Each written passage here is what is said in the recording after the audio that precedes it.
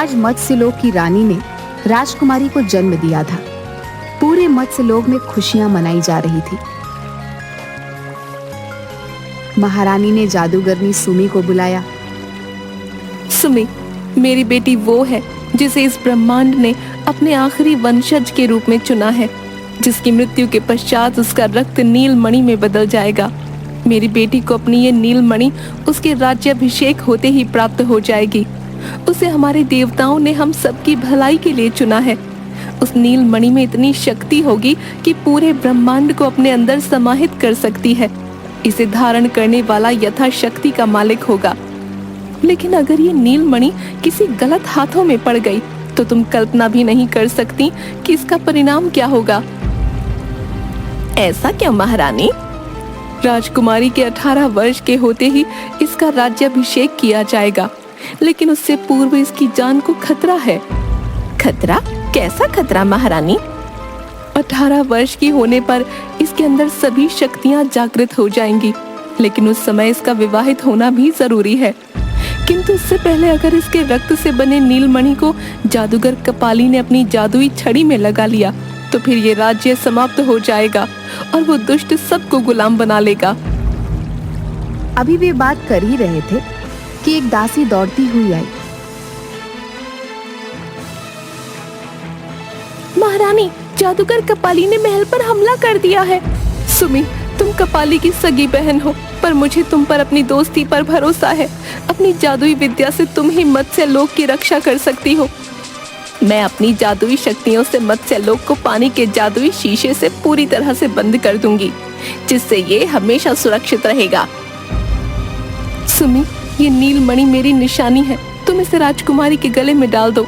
अब सब तुम्हारे हवाले है। ऐसा कहते ही महारानी ने अपने प्राण त्याग दिए। महारानी के मरते ही सारे लोक में दुख का माहौल छा गया। सागर में तूफान उठने लगा। सारा पानी मैला होने लगा। इतने तूफान में कपाली को कुछ हासिल न हुआ और वो कुछ पता न लगा पाया। राजकुमारी की रक्षा के लिए उसे यहाँ से पृथ्वी लोक छोड़ना होगा, वरना जादूगर कपाली उसका पता लगा लेगा। सुमी जादूगरनी राजकुमारी को एक छोटी सी बच्ची के रूप में बदल देती है और सागर में खड़ी एक नाव में रख देती है। आज मैं अपनी नाव को समुद्र के बीच में ले जाऊंगा। आसमान साफ है, आज काफी मछलियां पकड़ में आ जाएंगी। हाँ।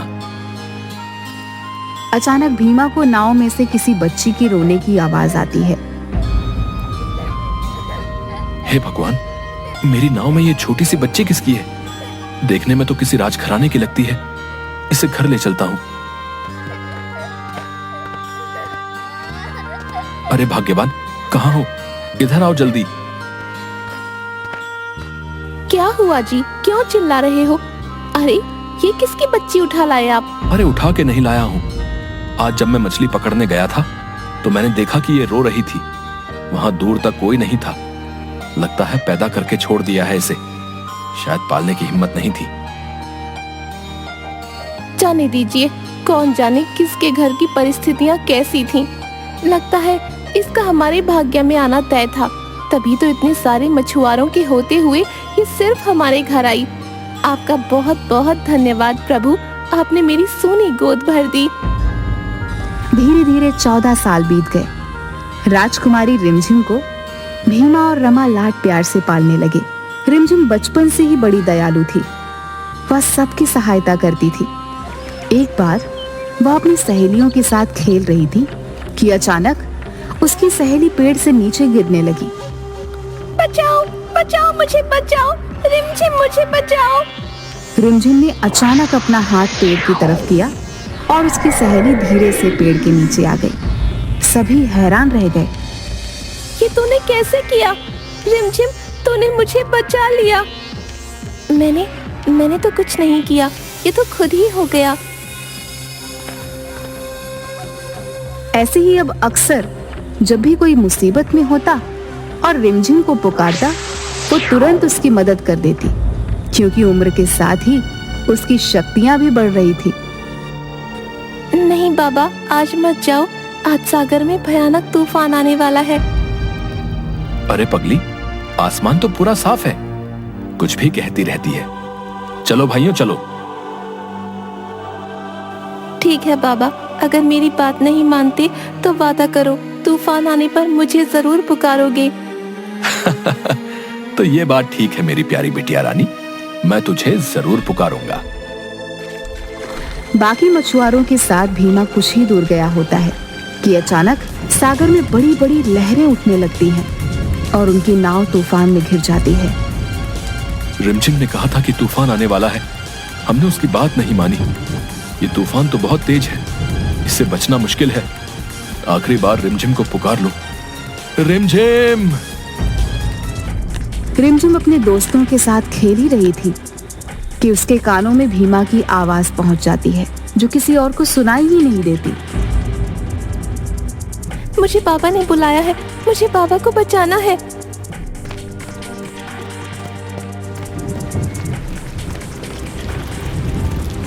वह दौड़ती हुई सागर के किनारे जाती है और अपने दोनों हाथों में सागर के पानी को भर लेती है। उसके ऐसा करते ही तूफान शांत हो जाता है और भीमा अपने मछुआरे दोस्तों के साथ सही सलामत वापस आ जाता है।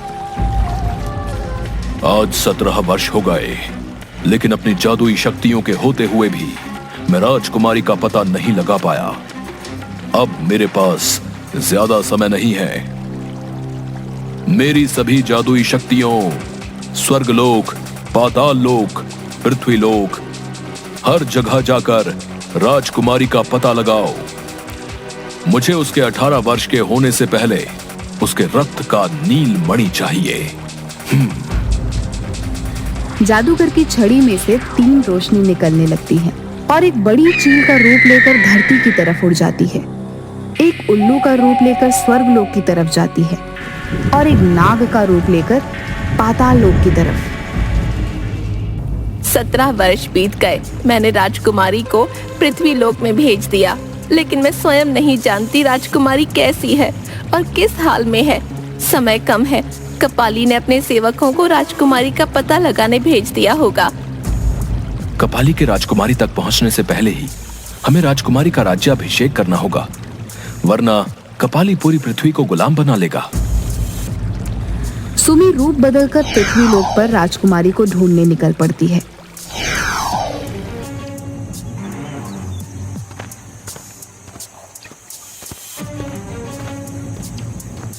राजकुमारी एक बड़ी तितली को जमीन पर गिरा हुआ देखती है।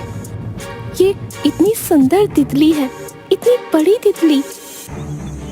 तुम कौन हो और मुझे क्यों मारना चाहती हो? मैं रिमझिम हूँ। नहीं नहीं, मैं तुम्हें मारना नहीं चाहती।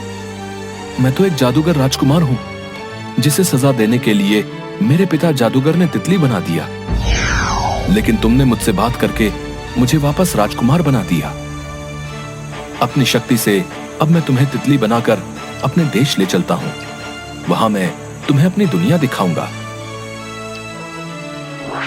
रिमझिम तितली के रूप में जादूगर राजकुमार के साथ उसके देश चली जाती है।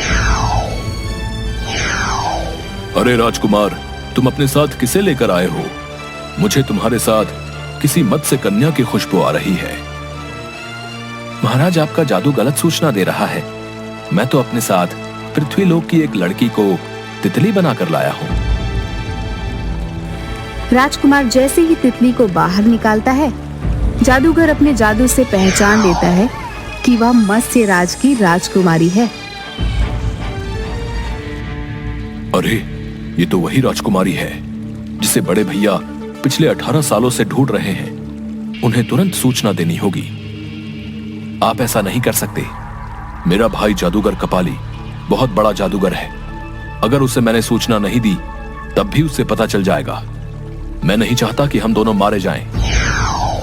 भैया, ये जानते हुए भी कि मैं जादूगर कपाली की सगी बहन हूँ, महारानी ने राजकुमारी की सुरक्षा की जिम्मेदारी मुझे दी है। मेरे होते हुए इसका कोई बाल भी बांका नहीं कर सकता। मैं राजकुमारी को लेकर जा रही हूँ। सुमी अपने जादू से राजकुमारी की चारों तरफ सुरक्षा कवच बना देती है और उसे लेकर गायब हो जाती है। जिसे नाजों से पाला वही मेरी हार देखना चाहती है। आज राजकुमारी के साथ सुमी का भी अंत होगा। मैं ब्रह्मांड का सबसे ताकतवर जादूगर बनूंगा। तुम सब मेरे गुलाम बनोगे। नहीं भैया, जब तक मेरे प्राण हैं, मैं सुमी का बाल भी बाका नहीं होने दूंगा। तो ठीक है।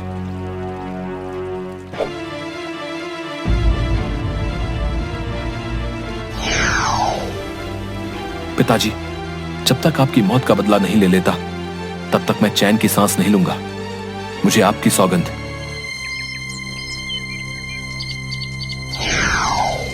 भीमा, रिमझिम मत्स्य लोक की राजकुमारी है। इसके जीवन की रक्षा के लिए हमें आज ही इसका राज्याभिषेक करना होगा। यहीं पर तैयारी करो। तभी राजकुमार भी अपनी सेना के साथ वहां पहुंच जाता है और सुमी से कहता है, बुआ जी, जादूगर कपाली ने पिताजी का वध कर दिया है। मुझे आपका साथ चाहिए। मैं उन्हें छोड़ूंगा नहीं। सभी लोग जल्दी जल्दी राज्याभिषेक की तैयारी करने लगते हैं और जैसे ही राज्याभिषेक का समय आता है, अचानक चारों तरफ अंधेरा छा जाता है। मैं आ गया। देखता हूँ मुझे सर्वशक्तिशाली बनने से कैसे रोकोगी। राजकुमार, राजकुमारी के सर पर मुकुट रख दो। तुम भूल गई सुमी, केवल मुकुट रखने से कुछ नहीं होगा। राजकुमारी के अंदर सभी शक्तियों को जागृत करने के लिए उसका विवाहित होना भी जरूरी है। तुम्हारा काला जादू तुम्हें बर्बाद कर देगा भैया। तुम जानते हो, गुरुजी ने हम तीनों भाई बहनों को जादू के गुण सिखाए थे और हमसे वादा लिया था कि हम इसका प्रयोग केवल सबकी भलाई के लिए करेंगे। भलाई भलाई के लिए ही तो कर रहा हूँ, अपनी भलाई के लिए। अपने जादू से मैं एक असुर सेना की रचना करूंगा और सारे ब्रह्मांड का राजा बनूंगा।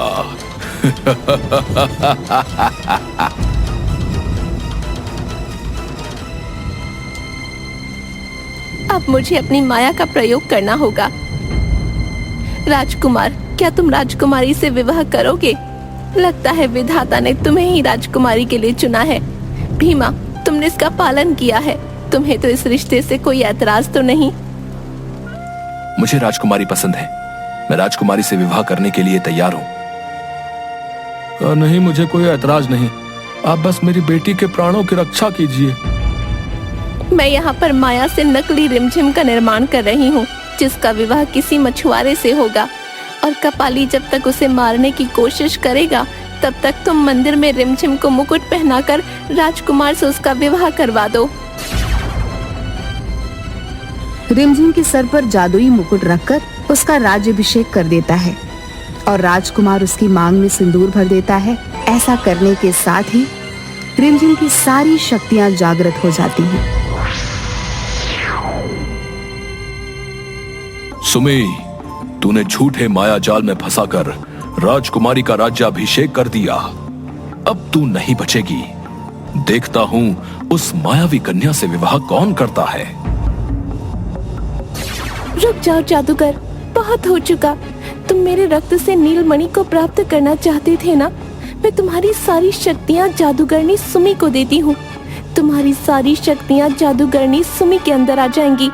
आज से तुम जादूगरनी सुमी के गुलाम बन के रहोगे।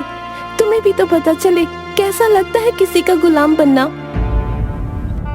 नहीं नहीं, ऐसा मत करना। मुझे माफ कर दो, मुझसे गलती हो गई। मेरी शक्तियां मुझसे मत छीनो।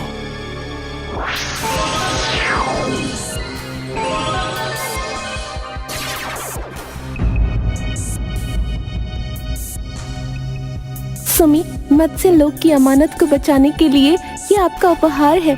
इसकी सभी शक्तियाँ आपकी हुई। प्यारी रिमझिम, तुझसे विदाई का समय आ गया है। माता पिता के रूप में हमने तेरा विवाह अपने हाथों से कर दिया। जा बेटी जा, अब तू अपने कर्तव्य निभा। माँ, पिताजी, मैं जिंदगी में आपको कभी भूल नहीं सकती।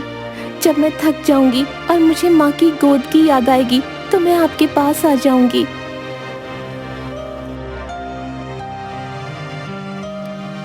ये तेरा घर है बेटी। इसके दरवाजे हमेशा तेरे लिए खुले हैं। रिमझिम मछुआरों की बस्ती से विदा होकर मत्स्य लोक चली जाती है और सब लोग खुशी खुशी रहने लगते हैं।